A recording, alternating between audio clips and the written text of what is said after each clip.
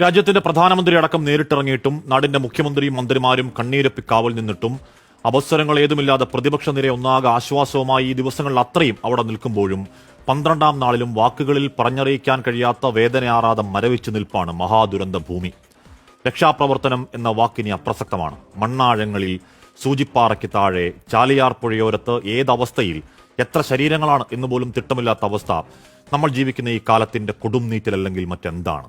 പോയ 16 വർഷത്തിന്റെ മാധ്യമപ്രവർത്തന ജീവിതത്തിൽ രാജ്യത്തിന്റെ പല കോണുകളിൽ, പല ദുരന്തങ്ങളിൽ ശബ്ദം വിറയ്ക്കാതെ പ്രേക്ഷകരോട് വാർത്ത പറഞ്ഞാണ്. പക്ഷേ ഈ പോയ 8-9 ദിവസങ്ങൾ ദൈവമേ ഈ നരകഭൂമിയിലേക്ക് ഇത് കാണാൻ വരേണ്ടിയിരുന്നില്ല എന്ന് ചങ്കുപൊടിഞ്ഞതാണ്. കണ്ട കഠിനമായ കാഴ്ചകൾ മരിക്കുവോളം മറക്കാവതാണോ?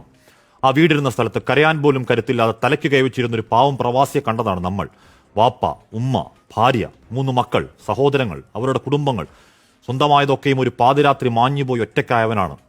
അച്ഛനും അമ്മയും ചേച്ചിയും നഷ്ടപ്പെട്ട കാര്യം ഇനിയും അറിഞ്ഞിട്ടില്ലാത്തൊരു പൊന്നുമോൾ മുഖത്തൊക്കെ മുറിവോടെ ഇരിക്കുന്നുണ്ട്. 3ാം ക്ലാസ്സുകാരി അവന്തിക.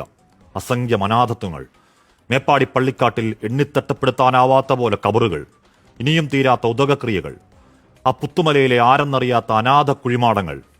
കളിപ്പാവകൾക്കൊപ്പം ആ ചെളിക്കുണ്ടിൽ പൂണ്ടുപുതഞ്ഞു കിടന്നത് പാൽമണം മാറാത്ത, ഓമനത്തം മാറാത്ത എത്രയെത്ര കുരുന്നു കുഞ്ഞുങ്ങളുടെ അനക്കമറ്റ ശരീരങ്ങളാണ്. പ്രിയപ്പെട്ടവർ നഷ്ടപ്പെട്ട വേദനയ്ക്ക് പരിഹാരമില്ലെങ്കിലും അനാഥമാക്കപ്പെട്ട ആ നാട് മറ്റൊരു കാര്യത്തിൽ കഷ്ടപ്പെടാതിരിക്കാൻ രാഷ്ട്രീയ ഭേദമില്ലാതെ, അവസരങ്ങളില്ലാതെ ഇനിയുള്ള കാലത്തോളം ചേർത്ത് പിടിക്കാൻ നമ്മൾ കടപ്പെട്ടവരാണ്. സൈന്യവും അഗ്നിരക്ഷാസേനയും, NDRF-ഉം, സന്നദ്ധ സംഘടനകൾ, 100 കണക്കിനിറങ്ങിയ DYFI, youth brigade, white guard, youth Congress പ്രവർത്തകർ, SKSSF, SYS, SDPI, സേവാഭാരതി, പിന്നെയും അനേകം സംഘടനകൾ.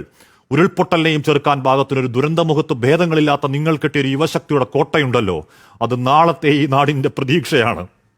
പ്രിയപ്പെട്ട സഹോദരങ്ങളെ, ചേർത്ത് പിടിച്ച അഭിവാദ്യങ്ങൾ. നമ്മളൊരു പരാജയപ്പെട്ട ജനതയെയല്ല.